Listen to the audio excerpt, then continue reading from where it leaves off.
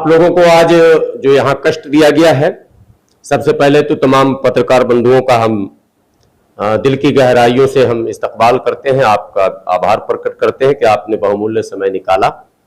दरअसल पिछले कई वर्षों से देश में भ्रष्टाचार को लेकर बड़ी राजनीति हुई है।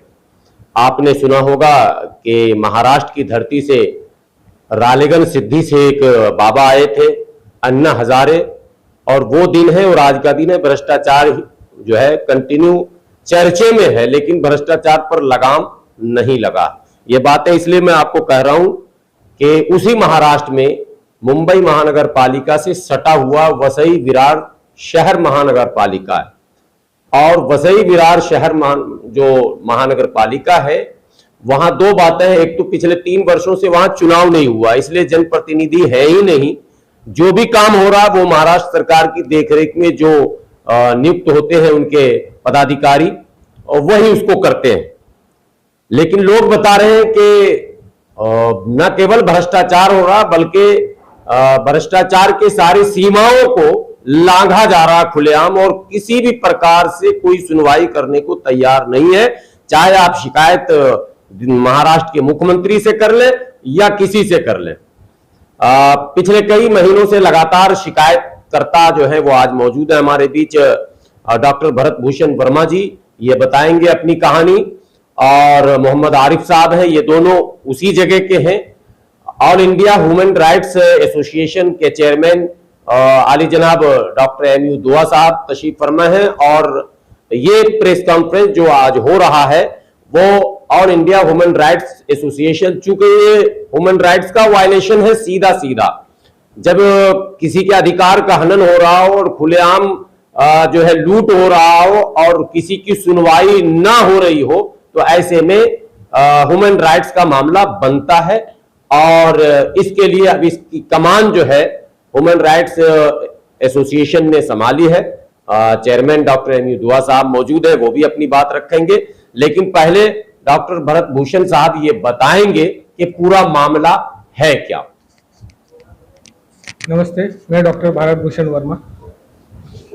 वसई विरार क्षेत्र में लॉ एंड ऑर्डर सिचुएशन बहुत गंदे तरीके से खराब हो गई है।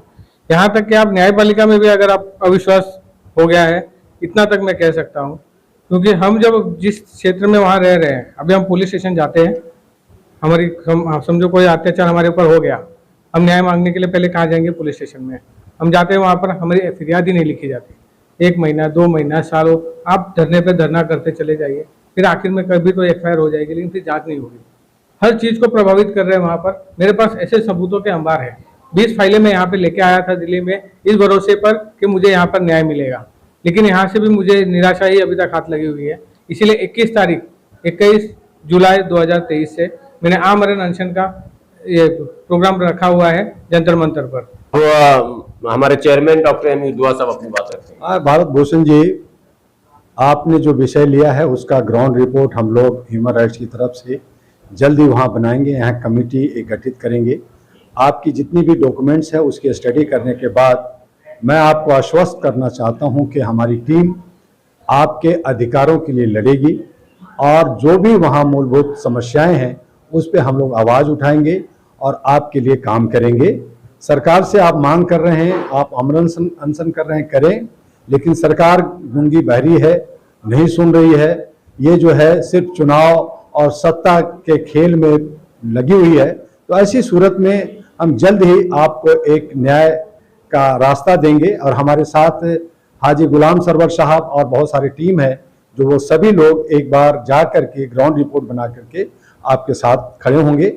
आप घबराएं नहीं। वहाँ की जनता से आप हमारी मैसेज को पहुँचा दें कि all India human rights association के राष्ट्रीय अध्यक्ष डॉक्टर दुआ, गुलाम सरवर और उनकी टीम और मीडिया की भी टीम ग्राउंड रिपोर्ट बनाते हुए आपके विकास के लिए वहाँ की पुलिस या वहाँ के नगर निगम से लड़ने के लिए तैयार है, और जल्द ही इसे एक मुकाम हासिल होगा और आपको खुशी मिलेगी। डॉक्टर साहब, आपसे एक सवाल है। डॉक्टर वर्मा जी, आपने जो 21 तारीख के धरने का जिक्र किया है दिल्ली जनता दल, क्या आप लोगों को वहाँ न्याय नहीं मिल पाया? महाराष्ट्र के अंदर भी यहाँ तक आना पड़ा, और ये जो बता रहे हैं आप पैदल दिया है, देखिए सर, मैं 2012 से लड़ाई लड़ रहा हूँ। 2014 तक फिर भी कुछ हद तक ठीक थे माहौल। 2014 के बाद से भ्रष्टाचार जो मेरे ऑब्जर्वेशन में आया है एकदम संगठित हो गया है।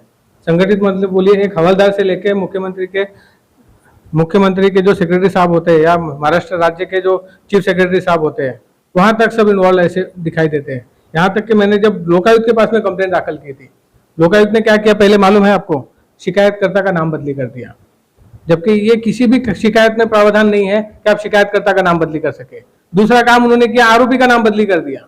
अब उन्होंने प्राइवेट लोकायुक्त मतलब खाली भ्रष्टाचार के केसेस देखने के लिए नियुक्त किए गए अधिकारी हैं, हाईकोर्ट के रिटायर्ड जस्टिस। अब उनका क्या इंटेलेक्चुअल कैपेसिटी है, उन्होंने आरोपी का नाम बदली करके एक प्राइवेट आदमी को आरोपी किया और बाद में केस को डिस्पोज ऑफ कर दिया सिविल बता करके।